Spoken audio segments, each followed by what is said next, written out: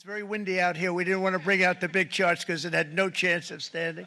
Fortunately, we came armed with a little smaller chart. China, first row, 67%. That's tariffs charged to the USA. So we're going to be charging a discounted reciprocal tariff of 34%. I think, in other words, they charge us, we charge them less. So how can anybody be upset? They will be, because we never charge anybody anything. But now we're going to charge. You know, you think of European Union, very friendly. They rip us off. It's so sad to see. It's so pathetic. 39%, we're going to charge them 20%, so we're charging them essentially half. Indonesia, Malaysia, Cambodia. Oh, look at Cambodia, 97%. We're going to bring it down to 49%. They made a fortune with the United States of America. United Kingdom, 10%, and we'll go 10%. So we'll do the same thing. At the same time, we will establish a minimum baseline tariff of 10%. You notice that on the chart.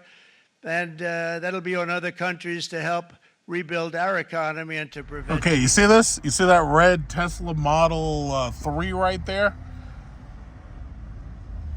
Good-looking car. You know, not very expensive. But right now, there's a lot of people who are not very happy with Tesla. But here's the thing. I've got absolute proof that Tesla is not anti-Semitic. Right there. Boom. Tesla is not anti-Semitic. It's not a swastika car. All right, so here we are. Another rainy morning. And yesterday was April 2nd. And on April 2nd, President Trump decided to announce his tariffs that he had planned. And right now it's 7-11, and the market hasn't actually opened up, the stock market. And I'm anticipating that there's probably going to be a huge crash later today. So maybe by the end of the day, I'll actually publish this video. But that crash is anticipated because of after-hours trading, which basically says that, yeah, it's going to be a red day. Now, there's a couple of ways to look at this. Now, first of all, America is $36 trillion in debt, and we didn't get there overnight. We got there from years and years and years of poor government policy, right? Now, while some people would be very quick to try to point fingers as to which president got us there, it really wasn't a president that got us there. It was really overspending Congress that got us there.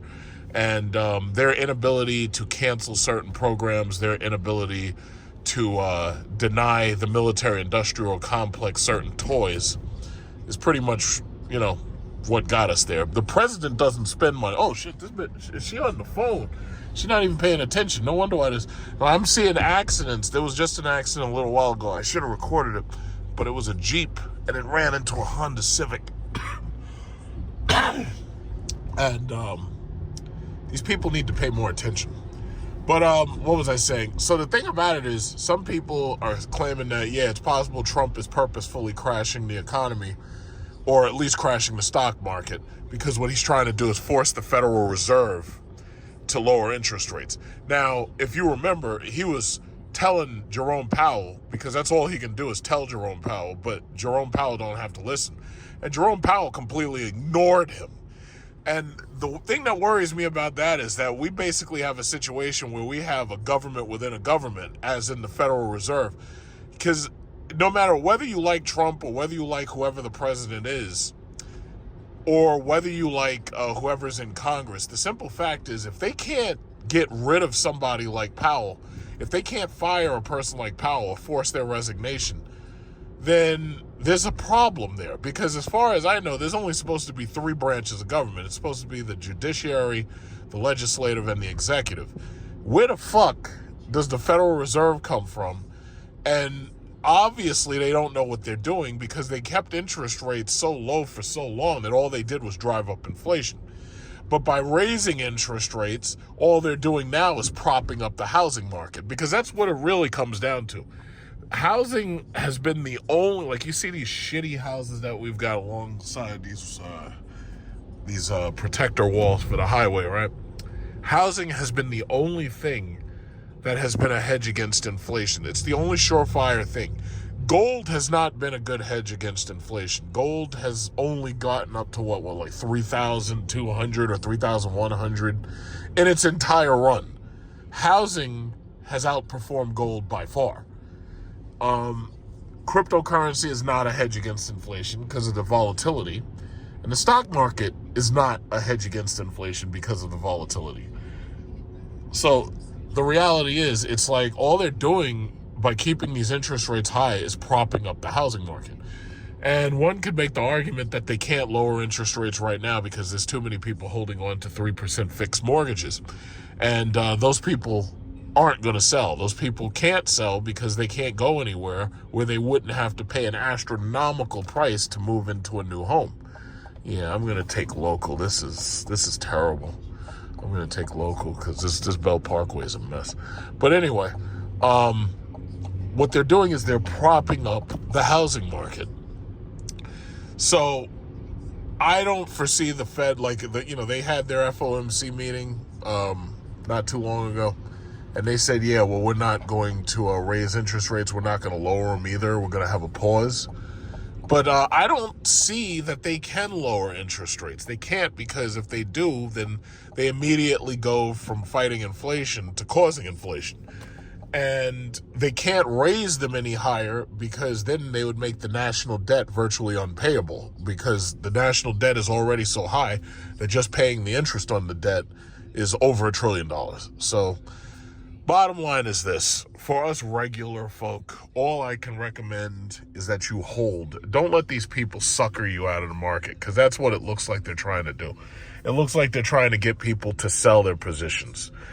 If you really think about it, people during COVID who held their positions for the most part, unless they rotated into something else, people who held their positions, even though they had a severe dip, the market came right back, if you really think about it. I mean, you got companies like Berkshire Hathaway at $800,000 a share right now.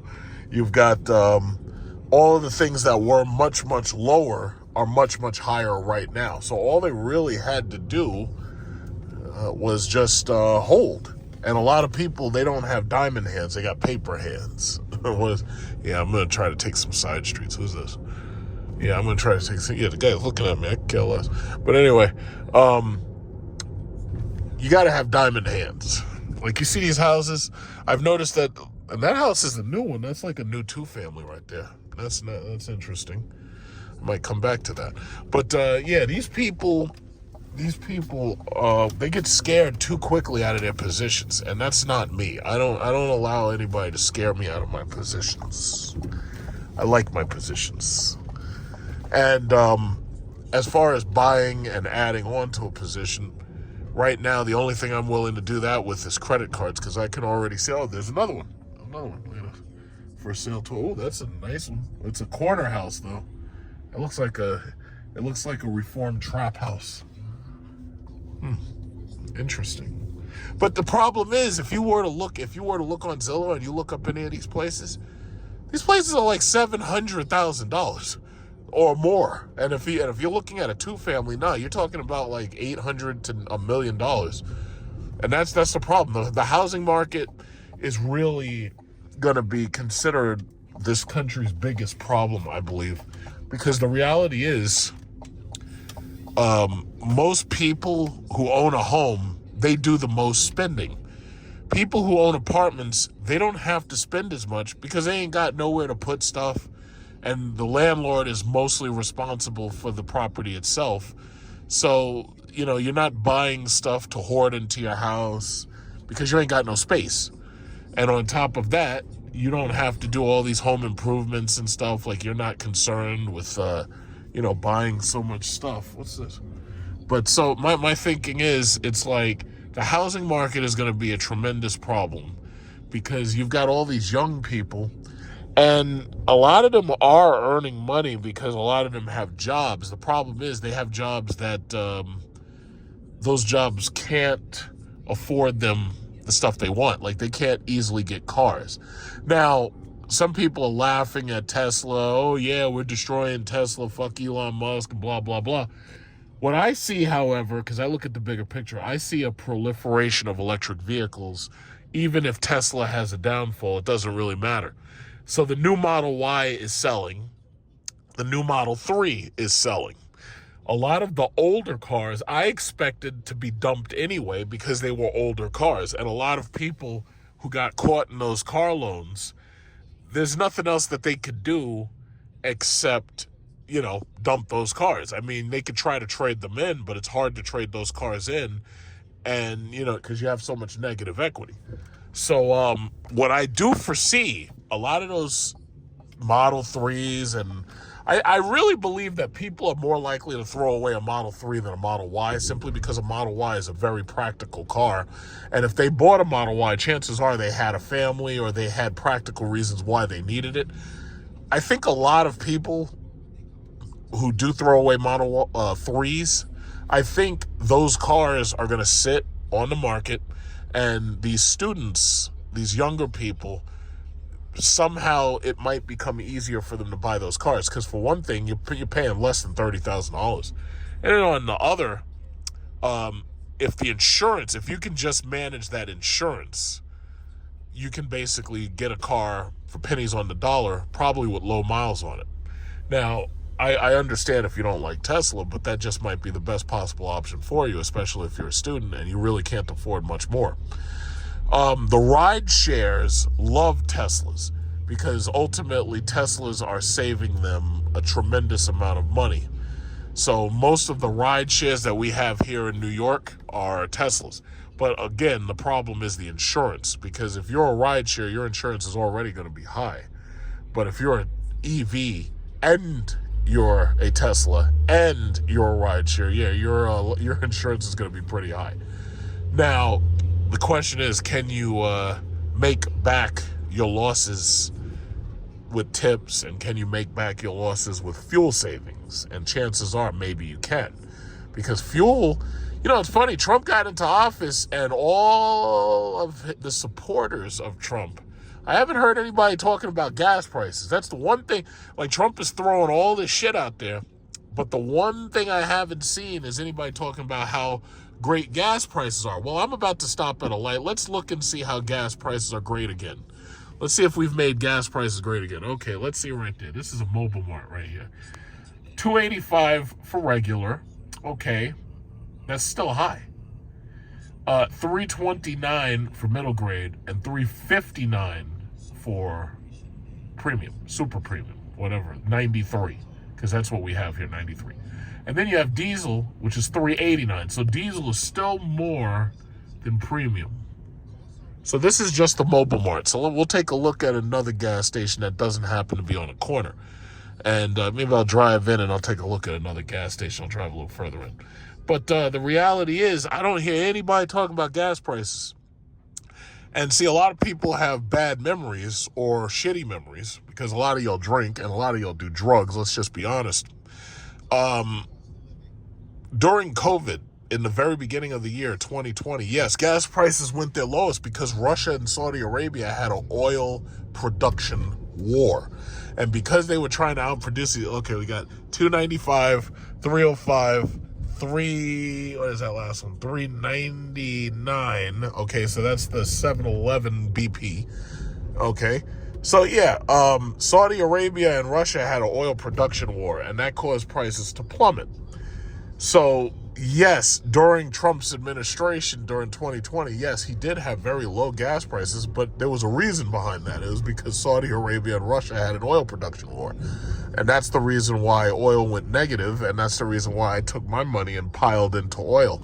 And I made a lot of money doing that. Look at this guy right here. This guy is the honeymooners right here. He's got the construction, but he's doing hard work. I can't talk about him. He's doing real hard work.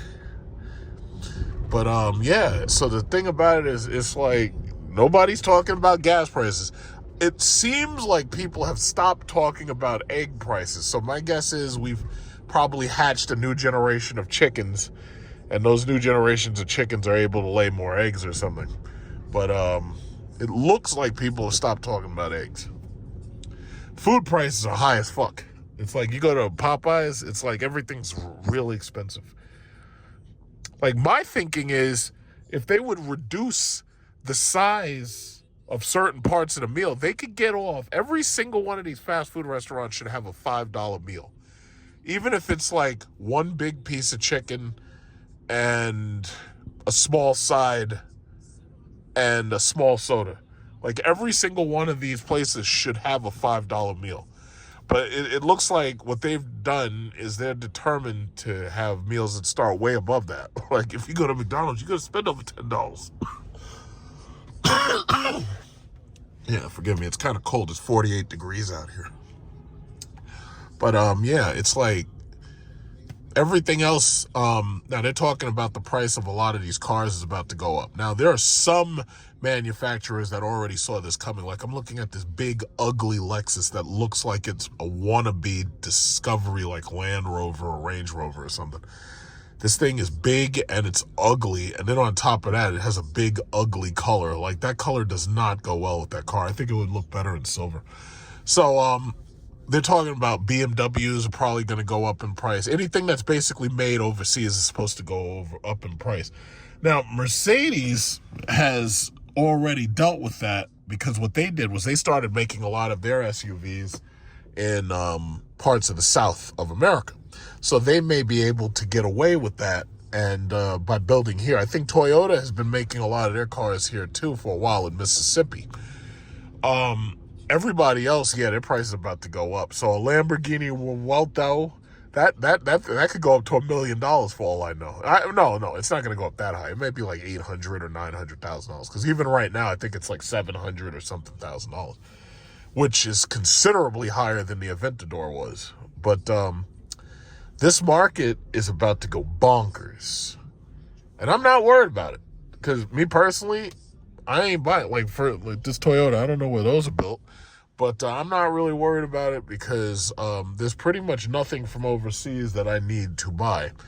And considering you've probably noticed on my channel, I get a lot of not donations, but I get a lot of sponsorships from a lot of these Chinese companies that want me to show off their products. You know, they give me that stuff, so I don't have to pay for it. And if I don't have to pay for it, that's all the better. So I anticipate, and I've gotten like 2 or 3 emails already this week, and the week just started, and they want me to show off some of their products.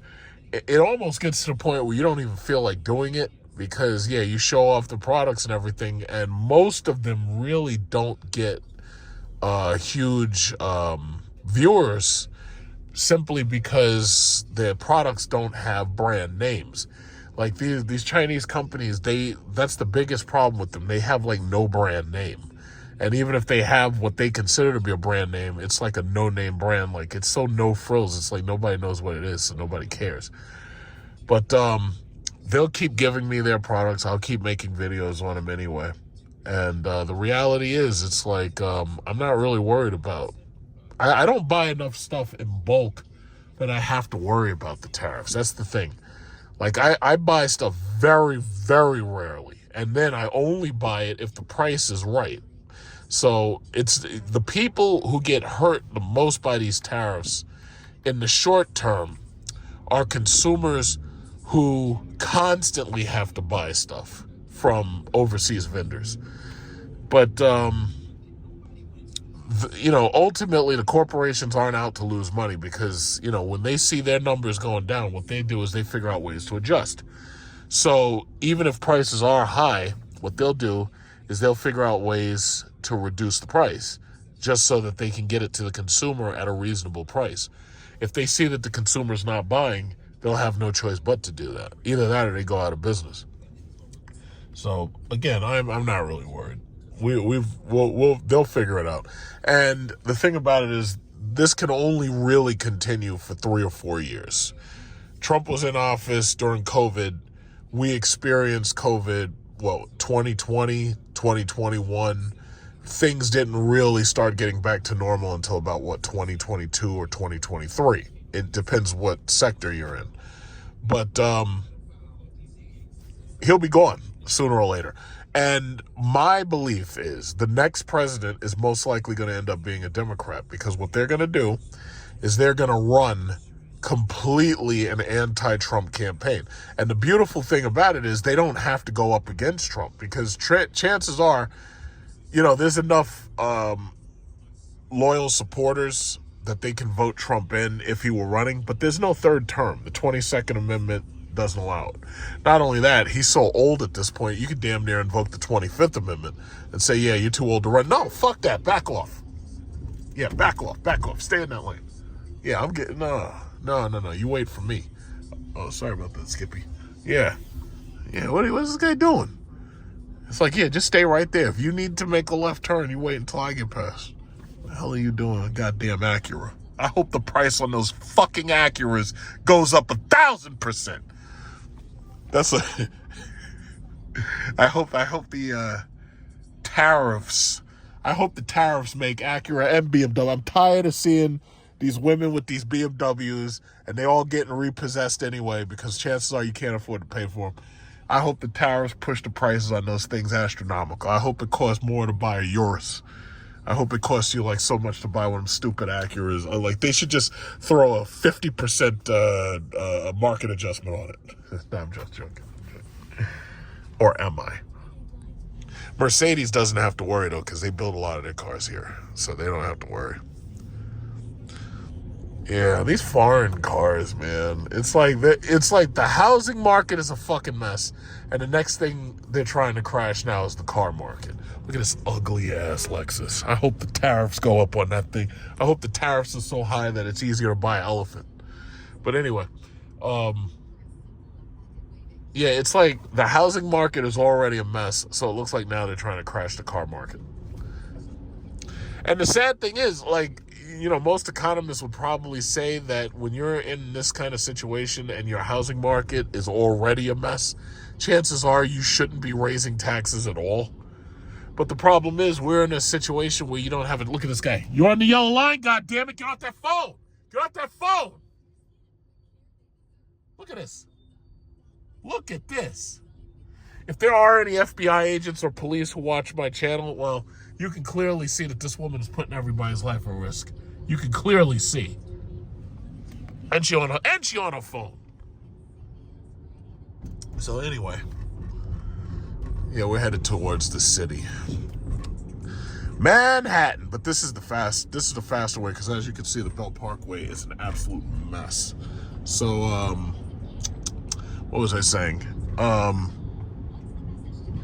Yeah, I'm not worried about the tariffs. I'm not worried about it. When I start to worry about it, that's when you should worry about it. Unless you're like an international shipping company, then you should definitely be worried about it.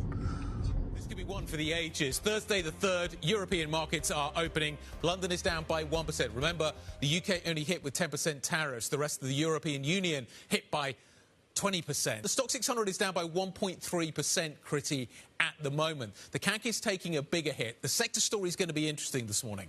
It absolutely is. I'm already seeing some interesting individual movers, but let's start with the downside and what's driving this market lower. If you're looking for that cyclical exposure, that growth exposure, that's where you're getting hit the hardest. I'll give you some examples here. The Stock 600's biggest weight this morning is ASML. So that chip story, perhaps out of Asia, is going to be crucial. Of course, Taiwan's chips has been exempted, but of course the supply chains that are sending into Japan, South Korea, and arguably even China as well is going to be having an effect on the likes of ASML. In the green, though, and I think this is interesting, utilities from a sector basis, I'm seeing plenty of pharmaceuticals, Anna, in the green this morning. Yeah, absolutely. And some of those drinks and food companies also not doing too badly. So if you look at things on a percentage basis, Diageo and Danone, the best performers on the Stock 600. Down at the bottom end of the scale, I'm seeing a lot of aviation and defence names.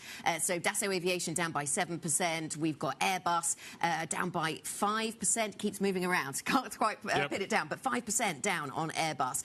So this is a sector that obviously has, well, not all of those names, but some of them have benefited from that defence, that big move into the European defence stocks. But we're seeing certainly that sector under pressures. All right, so as expected, the Dow dropped 1,200 points today.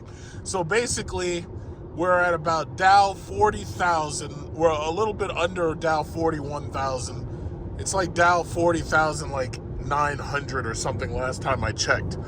So, yeah, Trump made good on his tariff threats and promises. And sure enough, market's down. The market is down considerably. So there's two ways to look at this.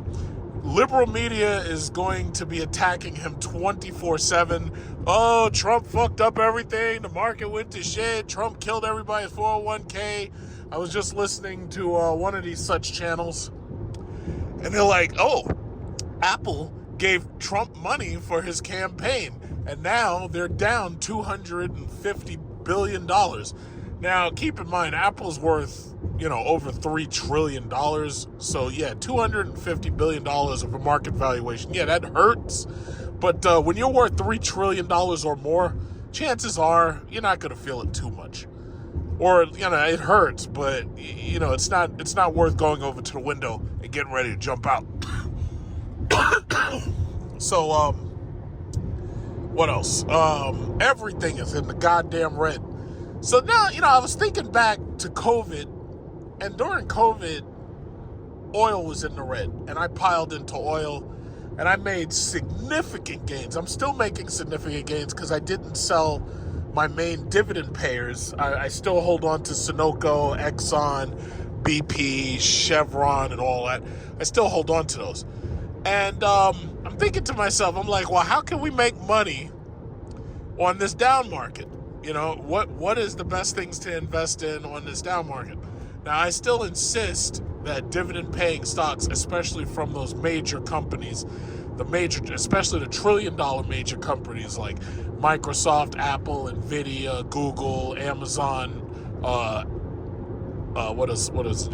Tesla, Micron. I was looking at Micron. Micron's at $75. I definitely want to buy more Micron at 74. Oh, look at this. Red Urus. Oh, that was nice. I think I've seen that one before.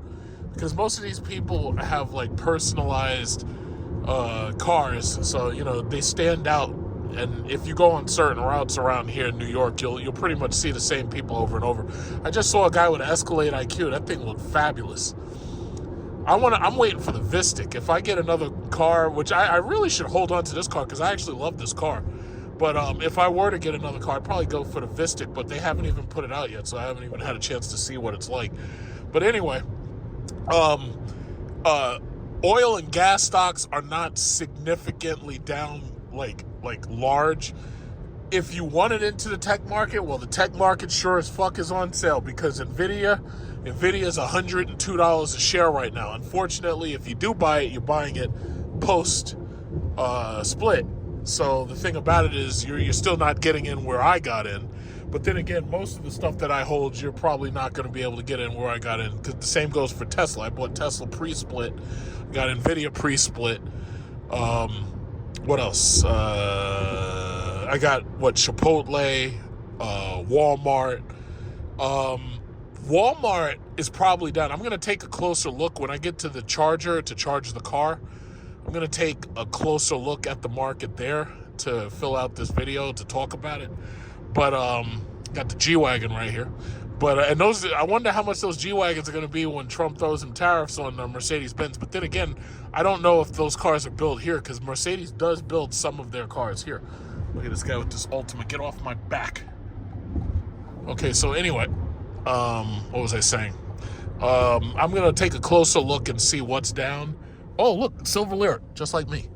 But I definitely, because I had already intended, like anybody who pays attention to the shit that I say on my channel, it's like I definitely want to buy credit cards, Visa, MasterCard, American Express, and Discover. I want to buy more dollar cost averaging credit cards. So that's one thing I already know I'm going to buy that anyway. Basically, the way it works, especially if you're new here, because there are some new people on the channel, the way it works is with my market advice, I just tell people, it's like, don't put all your money into the market because you really have no idea, how much you're going to need and everything. You should always keep some money in cash. But if you dollar cost average into stocks that, especially dividend paying stocks that you feel are going to appreciate, it's like it's hard to lose because your money, you're getting dividends on your money. There are two people in front of me. It looks like a Cadillac Lyric and a Honda, it looks like. But that's okay, because I'd rather do this now. I'm at like 50% battery, so I would rather fill this thing up, and then I won't have to charge again until Sunday. And I see they still haven't fixed the A. They haven't fixed the A cable. I see. The B cable works, but I still see they haven't fixed the A cable. All right. So, long story short, now that I'm sitting still, I get to actually look at the, what are they talking about? I get to talk about the market. What's this? What are they doing? She's got the red lyric. But I've got everybody who sees my car, they're like, oh, but your wheels look different. Yeah, that's because I got the bigger wheels. See, you got them little 20s. I got the 22s. I can't even imagine you buy an Escalade, you got to buy 24-inch wheels. I think it goes up to like 26, but that's ridiculous. That's like more rim than car. But anyway, yeah, so I'm going to look through this, the market, see what's there, and talk about it. But I had already made up my mind. Yeah, every single year I invest about $10,000. And it's a nice round number. Can't go wrong. It's a nice round number. You put it into dividends, and as long as they're still paying their dividend, they're worth keeping. If they stop paying their dividend, I dump them. You know, for instance, the last shares that I had to dump off mostly was Stellantis, because right now I was looking at Stellantis. Stellantis is like $10 a share. Now, I dumped it when it was higher. Because I realized, yes, Stellantis was in fucking trouble. Jeep's not selling. Dodge ain't selling. Their cars are sitting on what? The cars are just sitting there rotting away and languishing. And I'm thinking to myself, I'm like, yeah, Stellantis is in serious trouble. So I was like, let me sell this. So I sold my Stellantis and I rotated that money into credit cards because all the credit cards paid dividends. So I don't like to sell. I like to hold. It really, you have to anger me before I sell.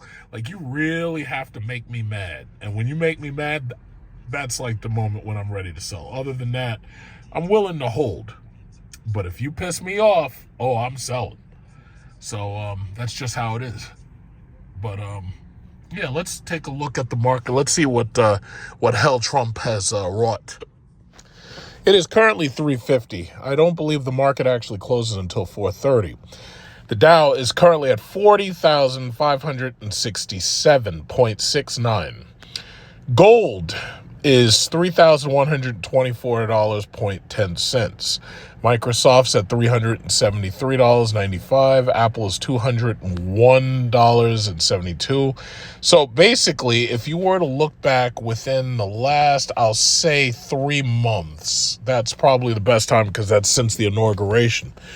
If you look back since the last 3 months, you can clearly see that Apple is down 9.74%. Microsoft's down 2.12%. NVIDIA is down 7.36%. Google is down 3.8%, or 3.86, I should say.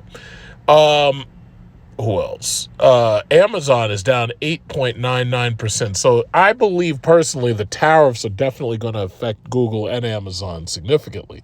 Partially because Amazon, you know, you got so many people buying all this shit that they don't really need simply because it's on sale. So the thing about it is they're running up, you know, these Amazon purchases, and a lot of that stuff is shipped from China. In fact, like I've bought a couple of things, so I'm guilty of it too.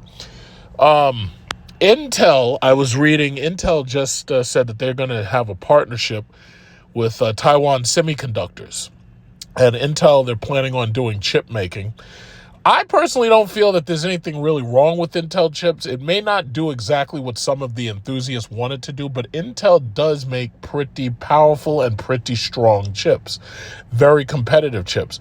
AMD goes a different route slightly. The AMD's chips are overpowered, and they sell them specifically for gamers and everything who are willing to spend that kind of money, $600 on like a 9800 3D. My thinking is, it's like, I don't mind investing in Intel because I'm pretty sure Intel, you know, they've been suffering for a while, but I'm pretty sure Intel is going to make a comeback. Intel and TSM are definitely going to do well. I have beliefs in them just like I have belief in NVIDIA. So as far as these tech companies go, there's Micron at $74. I've know people who listened to me a long time ago when I was saying, yeah, you should buy Micron. They got in below $10. So they're doing pretty well regardless the market crash. Companies like Roku are worth holding. Roku does not pay a dividend, but it does have its peaks when televisions are being sold. The only downside is the more televisions that sell, the easier Roku's stock starts going up, because then it, becomes more important as a company. The problem is these televisions are probably going to go up in price because of these tariffs. So that's an issue.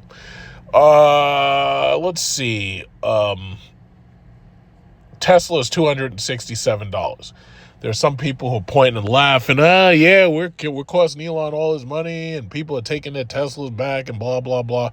The reality is most of these people can't take their Teslas back. Most of these people have bought these cars. They've got these long-ass loans. They've got terms. They can't simply turn around and just take a car back. It's all fine and dandy until you start talking about negative depreciation and you start talking about equity and everything. I'm sure there's some of these people who have enough money where they don't care. And they could just say, yeah, I'm going to take this car back and I really don't care. A lot of these people ain't got it that good. So for those people who ain't got it that good, yeah, they're going to be holding on to them Teslas indefinitely. But we've been here before. Tesla stock has always been a roller coaster.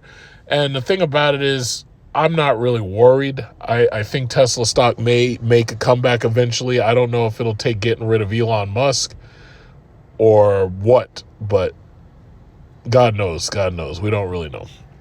Ford is down below $10. Stellantis is at $10.20. I'm so glad that I dumped Stellantis when I did. As far as I'm concerned, I think I'm done with that company. They've killed Dodge. They ruined Chrysler. It appears they're basically, they're making milk toast Jeeps. They're making Jeeps that only a soccer mom would love. I think they're doing, Stellantis as an overarching parent company is doing a great job killing off Chrysler, Jeep, Dodge, and Ram. Now, Chrysler, Jeep, Dodge, Ram reliability was always shit. Stellantis, from what I can see, has not improved it. But the reality is, it's like, I think I'm done with that company because without the SRT brand, there's really nothing that they make that I want. So dumping the company, I guess you could say that's kind of like a personal protest. And I just rotated that money into credit cards. So, banks and credit cards, I preach those. Now, as far as the crypto market goes, there are lots of people who were quick to jump on me when Bitcoin did hit 100,000. I expected it. I also knew it wasn't going to last very long. Now, if you really think about it, Bitcoin hit 100,000 right around the time when Trump won, up until basically the time he was inaugurated. And my thinking is, listen, if that's the way you feel that you really want to invest your money, that's your choice. I personally don't think that that's a great idea. I really think you're better off with better dividend-paying stocks. But there's some people, I had to sit down with a gardener, of all people.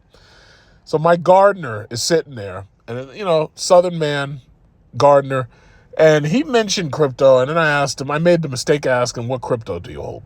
This guy went on and on and on and on about crypto. You would have thought that this guy was a guru on YouTube talking about VeChain, talking about who owns what. Oh, Solana owns this, and Ethereum's network has that. He's talking about all this stuff, and while he's talking, I had to do my best not to roll my eyes. And I'm like, okay, so here's the setup. You're my gardener. You get paid off the books because, you're getting paid cash for the most part. And I'm guessing aside from what money you need to live, you're taking that money and you're, quote unquote, putting it, I don't even want to use the word investing. You're investing in crypto. A lot of people I know have gone into all types of these fucking meme coins and they've lost so much. I've told you the story numerous times. I know people, oh yeah, I just bought this meme coin. They wouldn't say meme coin, but I just bought this coin. I don't want to be specific. And they bought it at top fucking dollar. Like, I know people who literally bought Ethereum. What was Ethereum's top? Like, yeah, Ethereum's top was $4,106. Yeah, okay, so it's 4,106. So anybody who got into Ethereum over $4,000, they're looking for the rest of their money. And the sad thing is, they were told, yeah, it's going to 10,000. So yeah, you got to get it now. Would Ethereum ever hit 10,000? Maybe, but no time freaking soon. Bitcoin hit its 100,000. Everybody was pumping Bitcoin during that Trump rally. Trump was pumping Bitcoin. Trump was pumping Trump coin, Melania coin. All of those Trump family coins have collapsed. Billions of dollars wiped away, just disappeared, wiped away. I'm never gonna, I don't give a shit if Bitcoin goes to 1 million, and I don't see that ever happening. But I'm never gonna stop talking about Bitcoin in a negative light. I'm never gonna stop talking about crypto in a negative light because, again, with any of these Ponzi schemes, you win if you get in very, very early. But for these things, you would have had to have gotten in when these things were pennies on the dollar. Now, am I saying that, yeah, if you put like $1,000 in Shiba Inu or $1,000 in Dogecoin or whatever, but yeah, someday it might rise to the point where you could be proud that you put the investment, that you put the money in. I don't see that happening, though. I really do not see that happening anytime soon. So I'm going to stick with the safe assets to own that pay their dividends. I'm going to stick with the safe things because I just don't see that happening. I don't see it happening. So, long story short, there are other investment opportunities. You're never gonna see. I learned my lesson back in 2000. I'll say 2000. By 2020, the media was going crazy. Oh yeah, Bitcoin's going to 1 million. It's going to 10 million. Oh shit! Some people were screaming, oh, it's going to 1 trillion. I was like, no, it's fucking not. No, it's not. Not unless entire countries pour all of their GDPs into these fucking cryptocurrencies. It's not happening. But, when you take these people seriously, this people is like, oh, I can't believe you took these people seriously. They're just blowing. It's like the average investor wouldn't know what the difference between serious is and not serious, the way this shit is presented. When you've got children on YouTube making these videos, the average investor doesn't know the difference.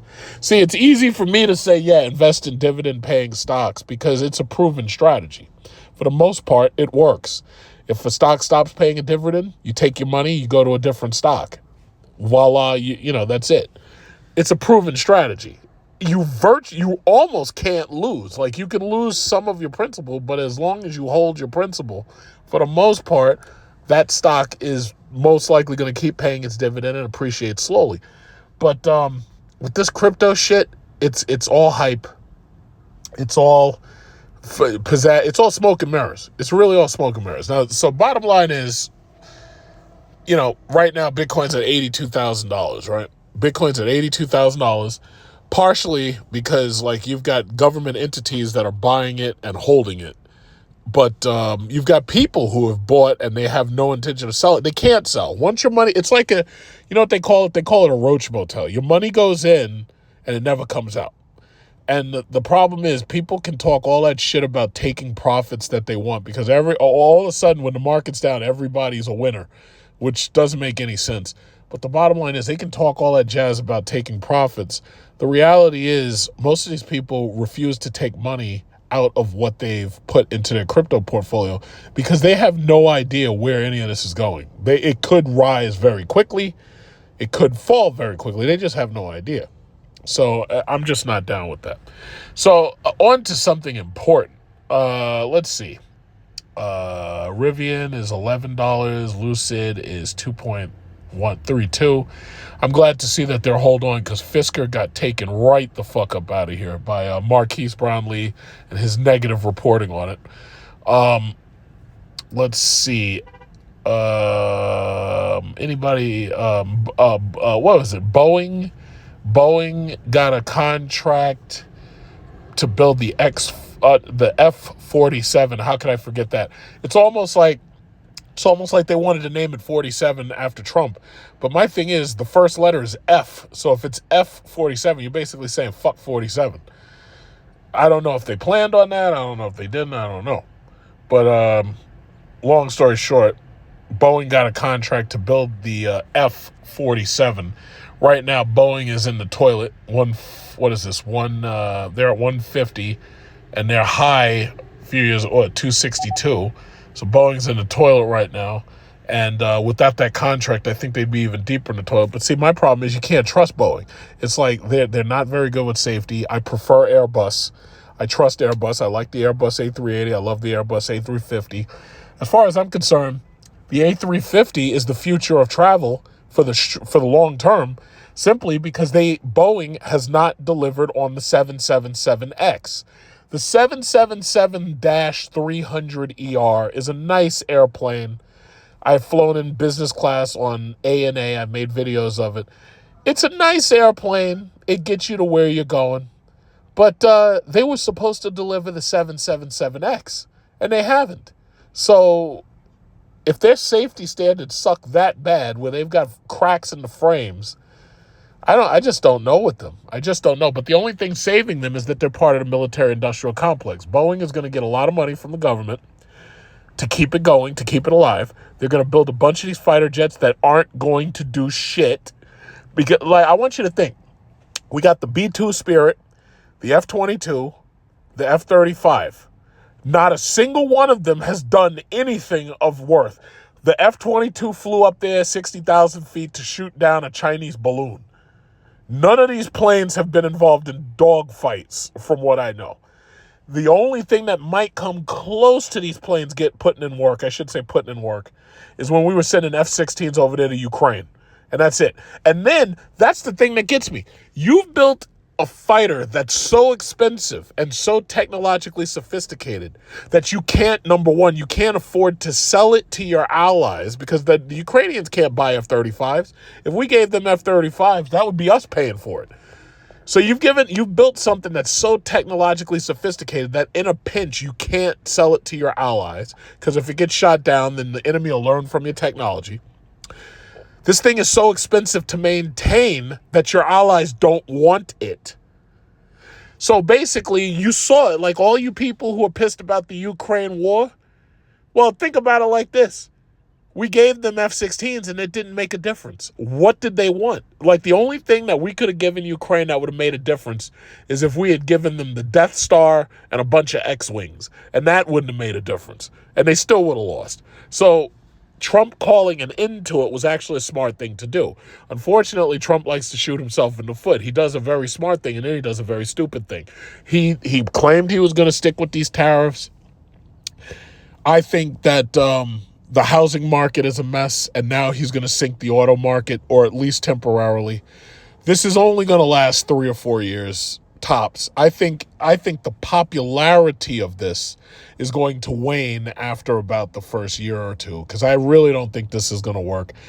Companies like Mississippi's, Mercedes-Benz, BMW, Toyota, it's like, yeah, they can build those cars here, but they're going to charge a shitload for those cars. I don't care if it is built in America. They're going to still charge top dollar for those cars. Only time will tell. We have to wait and see. The airlines are shit right now. I'm basically glad that I didn't buy JetBlue at $5. I'm glad I didn't. I think if I just waited, it might go to $1 for all I know. The other airlines, Delta Airlines is under 40. Delta was at 70. United Airlines was at 116. American Airlines was at 19. It's $9.50. So yeah, I personally don't recommend buying airlines anymore, because they're not profitable. There's no profit in them. So for right now, it's like, if you have the money and you just want to buy airlines, okay, cool. But right now, they're not profitable. So I can't recommend them right now. It's not like at the beginning of COVID where I was like, okay, yeah, buy the airlines now. Travel is shut down now, but when travel comes back, the airlines will go back up and then you could sell. So if you really think about it, let's take a look at JetBlue, for example. if you look back to COVID, let's go back to 2020. So here you had the drop May, what was it, the 18th, the 2020, right? JetBlue was $7.95. I said back then, buy airlines, because I knew that, eventually travel is going to come back. So then you fast forward to when travel starts coming back, JetBlue went up to $21. The same thing goes with American Airlines, because they're all basically repeating the same exact pattern.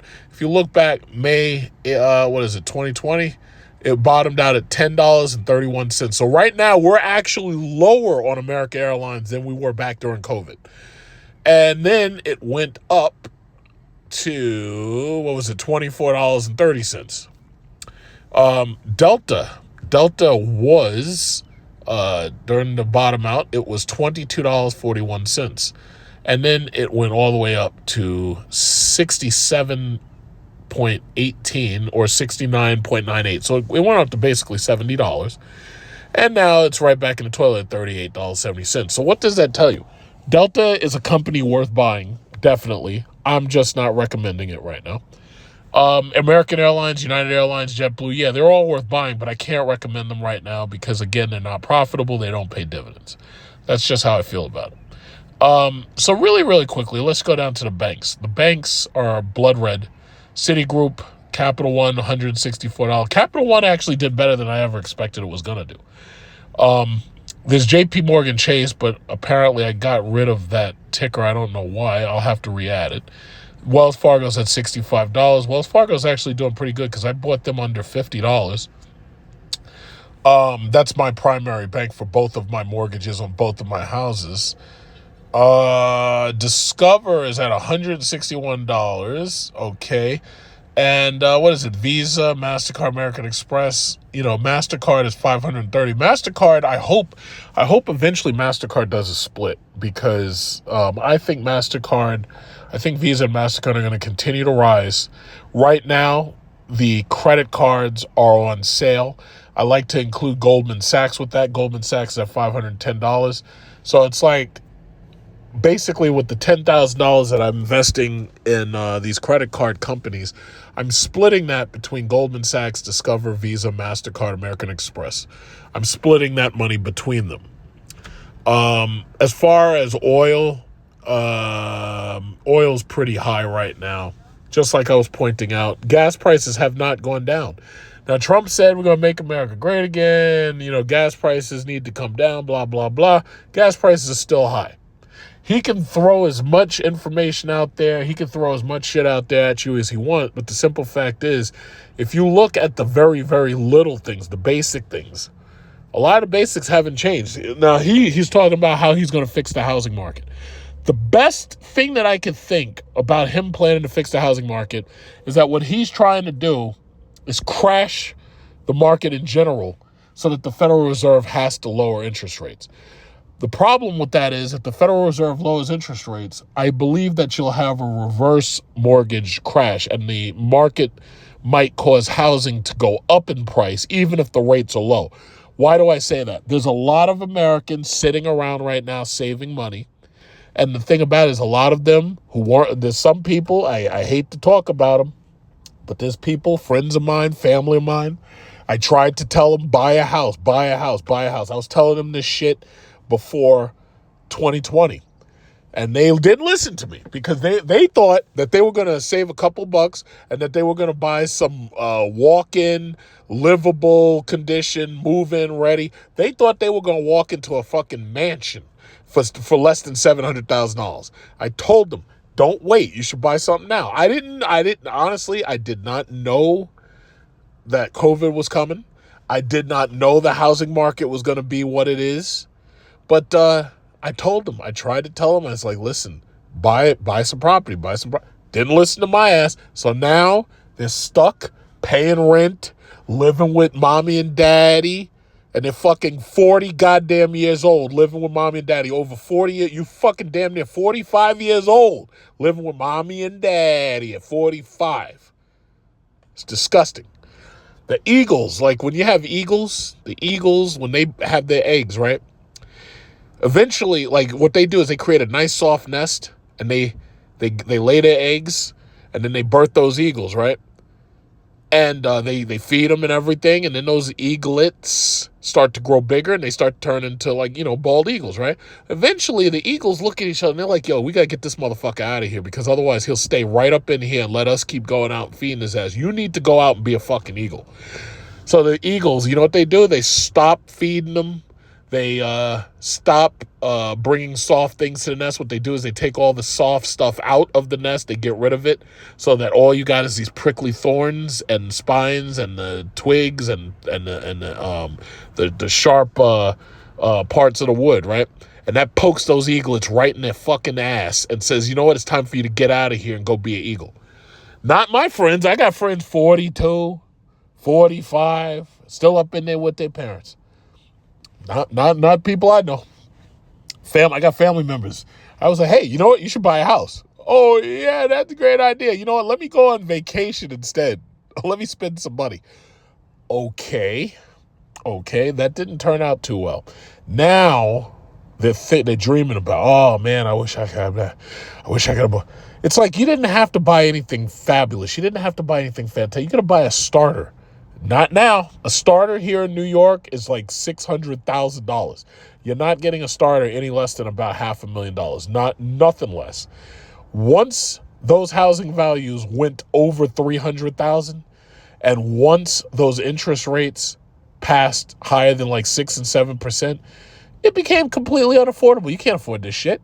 And that's just where it is, and I tried, I did my best, but hey, it is what it is. I'm sorry. So when I go to bed tonight, when I get home from charging this car and I'm under my ceiling fan and I'm thanking God I got my ceiling fan and everything, it's like a lot of my friends, some of my family members, they ain't got no ceiling fan. They ain't got a ceiling to put it in. It's too bad. But other than that, I think that's about really it. All those meme stocks, that shit hasn't gone nowhere. GameStop, AMC, BlackBerry, that shit is... In fact, every single time I look at these stocks like AMC, they go lower than the points where I actually say, you know what, maybe I could buy some of them. These meme stocks, what Roaring Kitty did, that shit should have been a crime. I mean, those people lost all that damn money. And that's a damn shame. They lost all that damn money. What a shame. But they meme stocked their way right. You know what? They suffered some serious loss. I'll never forget. I had friends calling me. They're like, hey, you hear about what's going on with GameStop? It's called a short squeeze. I was like, you don't know what that is. You should stay away from it. I told them, don't put your money in that shit. And Roaring Kitty would probably try to say, oh, you don't know what you're talking about. No, Roaring Kitty, you're a fucking insider trader. And I know you when I see you. You... Nancy, if it was up to me, you and Nancy be sharing a jail cell together. But the simple fact is they suck at all them little kids. All them little kids got their Robinhood account, and they suck at them, right? Oh, mommy, daddy, I need some allowance. What do you need allowance for? Oh, I'm buying stocks. What? Buying stocks? What stocks are you buying? Yo, listen, we got a game squeeze. We got a game stock short squeeze, Dad. And then Dad starts looking at it, and Dad is a piece of shit. He ain't got no money. He's like, you know what? Maybe I can make some money off of this. Okay, here's your allowance early. I'm going to put a couple of bucks in this too. And all of them lost their fucking money. How about that? It's a damn shit. All of them got their little Robinhood accounts. And you open it up, and you get a free stonk. A free stonk. That's what you get. You get a free stonk. Dummies. I knew it when I saw it. I was like, wait a minute. This sounds like a pump and dump scheme to me. This sounds like trading places where you lie about the orange juice prices and then sucker people into buying lots of orange juice. The Duke brothers, you sucker them.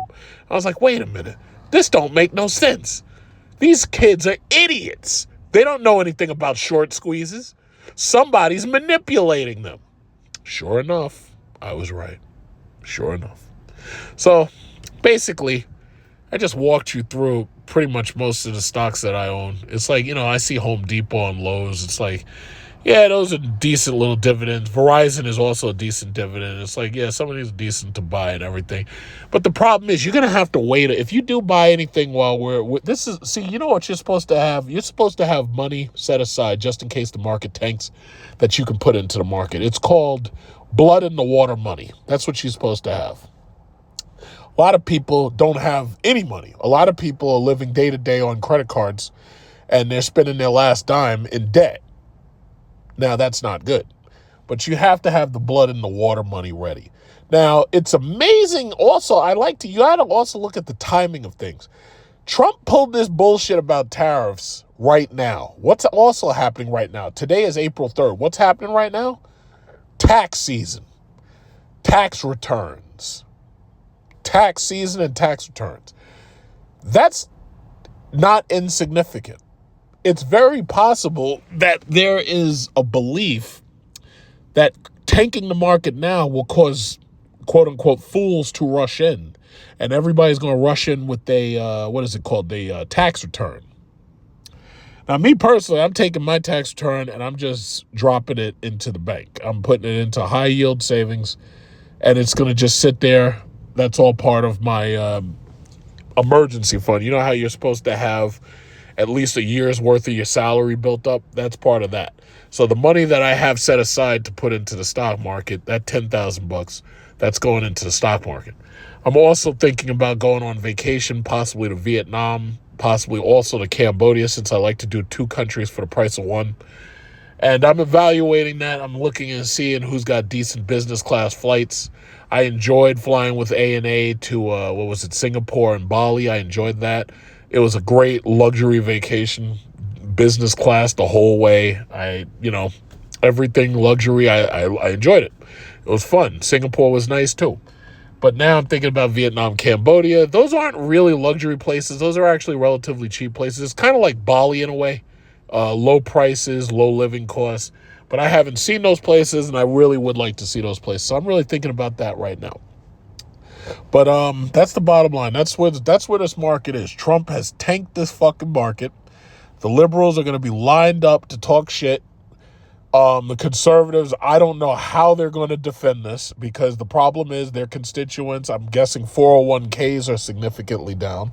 I have no idea how the conservatives are going to defend this. Of course, if they stand by Trump, they stand by their man, then they're going to have to figure something out, I guess. I don't know how they're going to do it, but they're going to have to figure it out. So that's basically all I need to say for right now. So question, comments, criticisms, those can go into the comment section. Elon Musk-backed candidate just lost the most expensive election of its kind in history, as Liberal Susan Crawford beat Conservative Brad Schimmel to win a seat on the Wisconsin Supreme Court. More than $80 million was spent on this race, with more than $20 million coming from groups affiliated with Musk or from Musk himself. He even handed out 2 $1 million checks to voters at a rally in Green Bay. But despite the spending, Schimmel lost by around 10% and told his supporters afterward they had to accept the result. As a little girl growing up in Chippewa Falls, I never could have imagined that I'd be taking on the richest man in the world.